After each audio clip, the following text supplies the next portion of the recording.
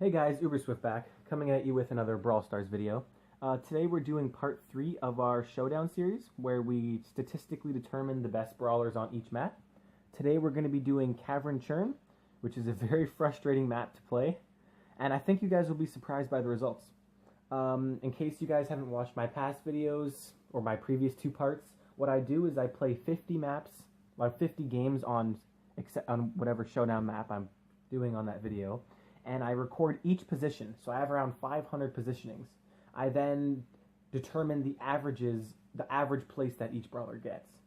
Now, just keep in mind that I don't count whatever position I got, because my skill would teeter the results, if that makes sense. Because as you can see, I got 5 nice wins for you today. I got one from Dynamite, which is a good one. I got Leon, Ricochet, Shelly, and Bull. But that's not important. Let's get into it.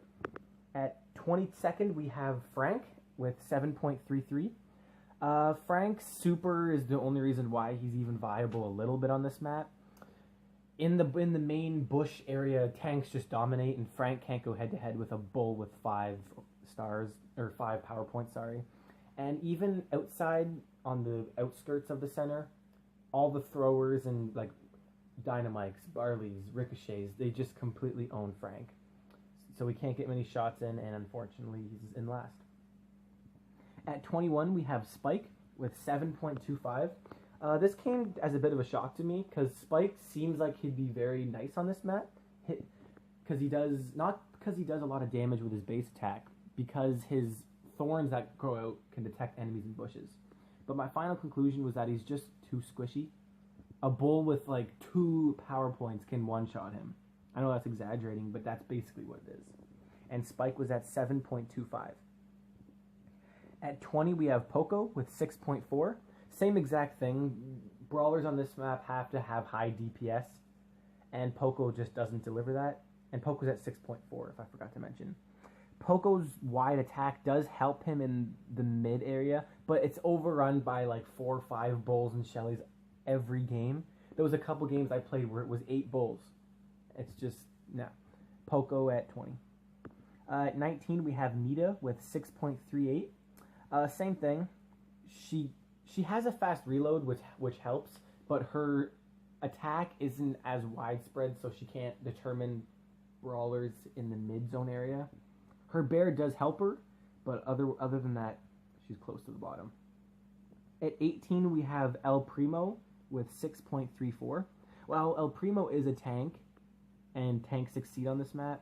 He is a low tank, if that makes sense. Bulls and Shellys will easily beat him 1v1. And yeah, he just gets out-tanked. Another reason why brawlers like this are so low is because tanks are used so much. I'll get into it with Shelly later in a little bit. At 17, we have Crow with 6.33. I'm surprised Crow wasn't at the bottom. Crow has no business on this map. His DPS is just way too low. The only way I can see him viable is if he uses his super to go in on a Bull that has like a couple hundred health left after a battle. But Crow at 6.33, if I didn't mention it. At 16, we have Shelly with 5.84. Now, before everyone loses it, the reason why Shelly is so low on this list, and I explained this in my past video, is say you have 4 Shellys entering a Cavern Churn match. One of them wins, that's great. Shelly's average goes up. But then the other 3 Shellys get 10th place, 9th place, and 8th place. It just brings the whole thing down. But Shelly at 5.84, sorry. At 15, we have Barley with 5.63. Barley is really useful for hitting over walls and keeping brawlers at bay, but there's just so many bushes that brawlers can be hiding in, and Barley, I think, has the lowest health in the game. I'm not sure. Correct me if I'm wrong. But yeah, Barley with 5.63. At 14, we have Pam with 5.5. Not much to say with Pam. A lot of these brawlers that are middle of the pack, there's not much to say. She's just an alright brawler. You want 5.5, that's just decent. Her attack, where she spits out I don't know what to call them, little pieces of junk, it really helps for finding brawlers in the middle. And sometimes you can survive a one-on-one, but most of the time you won't against those tanks. 13, we have Colt with 5.33. Same thing, not much to say about Colt. He has high DPS up close, but that doesn't matter when you're in the middle and you have a bull with 7 power points on you. At number 12, we have Bull, which was surprising, at 5.29. I'm not going to explain it again, but same thing as Shelly, except Bull is just a little bit higher. If you get first, there's other Bulls that are getting 10th and 9th. At 11, we have Leon with 5.14. Now, Leon has very high DPS, but what makes him not as high on the list as he would be on another one is that his super is basically useless. Once you get into the mid area, you're not going to be using your super. And that's what Leon's key is, sabotaging people. At 10, we have Bo with 4.77. Now, Bo would be higher, but my prediction is that most people didn't have his super, because I'm at about 5,500 trophies. So some people has a super, some people don't. So yeah, Bo at 10 with 4.77. At 9, we have Piper with 4.75. While Piper's not viable on this map, I mentioned in my first video that if you're going into Cavern Churn as Piper, you know that you're at a disadvantage. You know the Bulls and the Primos and the Shellys are going to be rocking the center.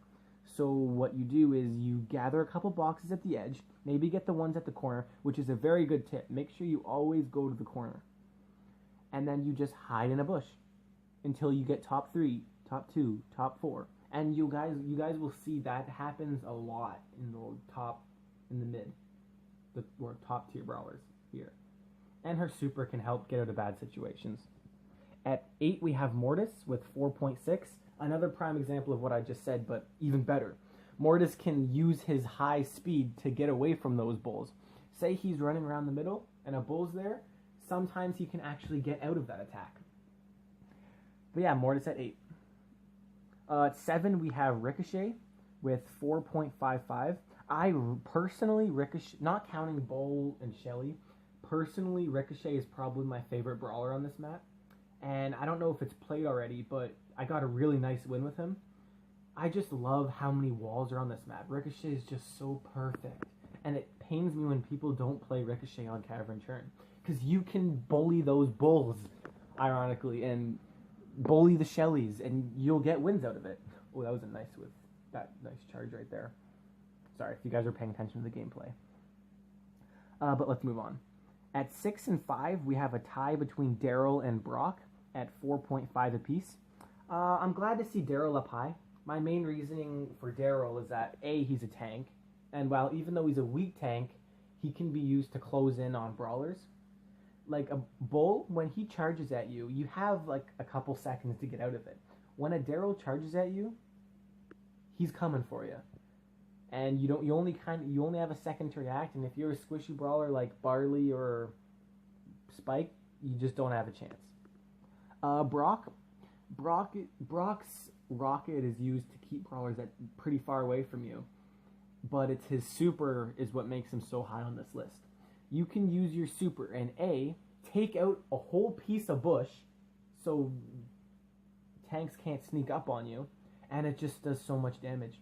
There's been times where I'm a Brock with 1 or 2 power points, and I win a showdown match on this map against a Bull that has like 8, as long as you're smart about it. But yeah, Daryl and Brock at 5 and 6 with 4.5. At 4, we have Penny with 4.4. And same thing, if you guys are watching the gameplay, I picked up a win with Penny. Oh wait, no I didn't, sorry, that was another video.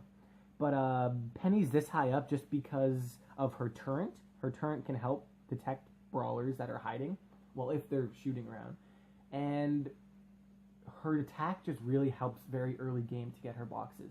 Say you're even in the middle, it's helpful when hitting brawlers, like, because the attack that goes out of it.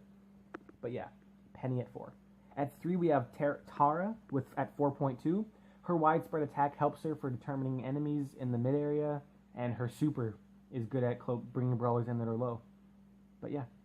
At 2, we have Dynamite with 3.83. Dynamite's just a great option on this map. That's just it. He's so good at... If you're a good Dynamite, you're able to detect enemies, do lots of damage. Your super is killer. Dynamite at 2 with 3.83. And at number 1, we have Jessie with 3.4. Now, hear me out here. This is only statistics, not my opinion. Jessie's hide, for 1.